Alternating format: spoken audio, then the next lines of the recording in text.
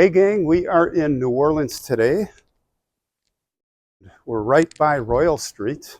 Actually, I'm walking up here to the corner of 1140 Royal Street.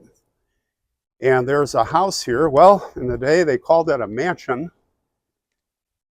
And was a pretty infamous place. There was a woman named Madame Delphine Macarty LaLaurie who threw with her husband gala parties here. And of course, we're going back to the 1830s, days of slavery, and they had a lot of slaves. And this is the place where the parties took place. Usually they treated the slaves pretty well. Not this family. No, no, no. In fact, if you look way up there, I want you to remember that roof, 3 stories high. And it's not just 3 regular stories. These are, I'm going to say, usually between floors as an architect. Well, at least in these type of buildings, you're looking at 12 feet, maybe 13. These look to be between floors, 15 to 16 feet. Now we'll let the car pass here. Oh, he's going to turn. All right. So, a lot of bad things happen in here, and it would all end with a crescendo. Look how high that roof is. Well, somebody jumped off that roof, and that is part of the story that we're going to tell. So I'm actually going to head over to Metairie Cemetery to tell you the story, just a good backdrop, because Madame Delphine with her husband escaped to France, so we're not going to find their graves there. Of course, the slaves that were brutalized and tortured here, we're not going to find their graves either, but this is some story. So, all right, let's head over to Metairie, and I'll tell you this whole story. Okay, we're back at Metairie Cemetery. I say back because we've been here several times. We've done several stories here, did a live story here, and a lot of the other famous cemeteries here. If you want to see, check the playlist out. But it's just a walk along here, and I'll tell you the story about this horrible family. Madame Delphine Macarty LaLaurie and her husband, Dr. LaLaurie, they would throw those lavish parties. Yes, it was really a house of horrors. I mean, if you look back now, again, we're in the 1830s, slavery, and here they have all these slaves there, and they're throwing these big parties, cocktail parties, lavish balls. And in the meantime, what no one knew is how cruel they were to their slaves. It is said that one night, Madame LaLaurie was heard screaming,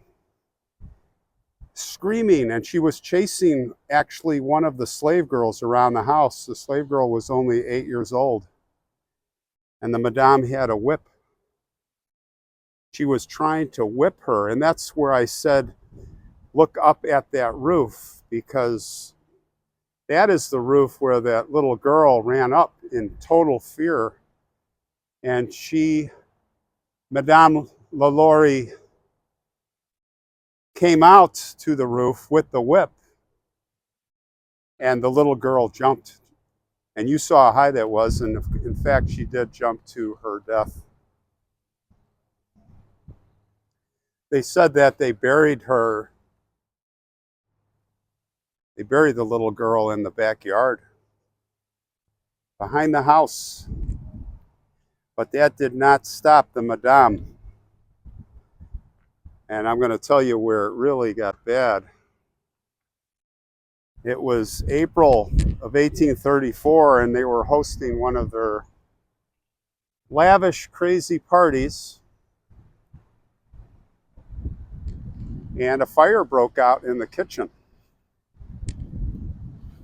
When the police and the fire marshals came, they found the cook, a 70-year-old slave woman. She was actually chained to the stove by her ankle. She later said that she had actually set fire herself. It was a suicide attempt. She thought she was going to be punished, so she was really nervous about what would happen.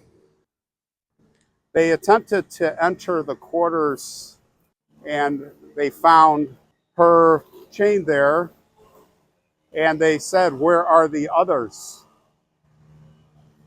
There are others. But the LaLauries, neither one of them would give up the keys, which is really outrageous. Now, a crowd had gathered by then, and everyone was talking, where are the rest of the slaves, the workers? And the house almost burned down. Well, what happened is the crowd actually just rushed in, and they found, you can believe this, behind a wall, there was like a secret room, if you will, and they found several slaves in there chained by their necks.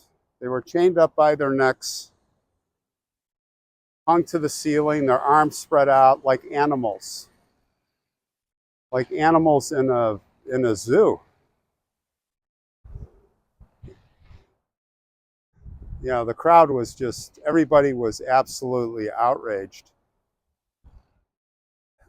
These people were near death, and they had been tortured. So the crowd, everyone was so outraged, they all went looking for the LaLauries.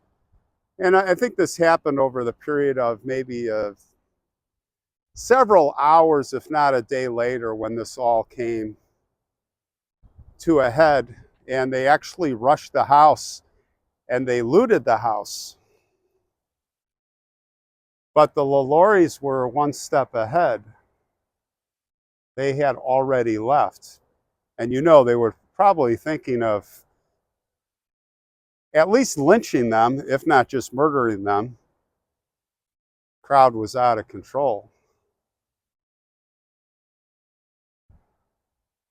There was actually a judge whose name was Jean Francois. He was actually later deposed. He was a witness to all of this,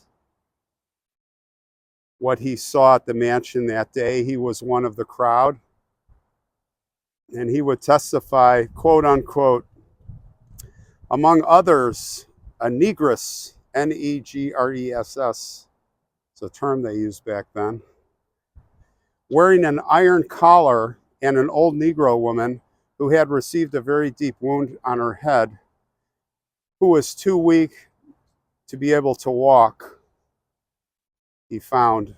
He further testified that when he had questioned Madame Delphine's husband about those enslaved, he was told in an insolent manner, some people had better stay at home rather than come to others' houses to dictate laws and meddle with other people's business. Well, as it turned out, within days, 2 of the slaves had died from their injuries from the mistreatment. After the word started to spread, as I was mentioning, the house was stormed and destroyed. Not the outside, just everything inside. But as I mentioned, the LaLauries were one step ahead. They had taken a coach to the waterfront there and had traveled by schooner to Mobile, Alabama, and then they went on to Paris. They got away, and that's where they lived the rest of their lives, unscathed by prosecution. And according to the French archives of Paris, Delphine LaLaurie died on December 7th, 1849. She was 62. Now, what's pretty creepy about all this is that in the aftermath of all of this, and it wasn't that long, they found bodies in the backyard, not just the little girl, other bodies. And more recently, there was a renovation done at that mansion that we saw, and they pulled floorboards up and there were skeletons, there were bodies of slaves there too. Can you believe that? What a house of horrors. So yeah, this woman, these two got away with it. And that is the story. All I say is, what lies beneath that mansion today? What lies there today? There is a copper plate commemorating Delphine LaLaurie at St. Louis Cemetery number 1. But all I can say is I just have to wonder, you know, what's under that house. Interesting story.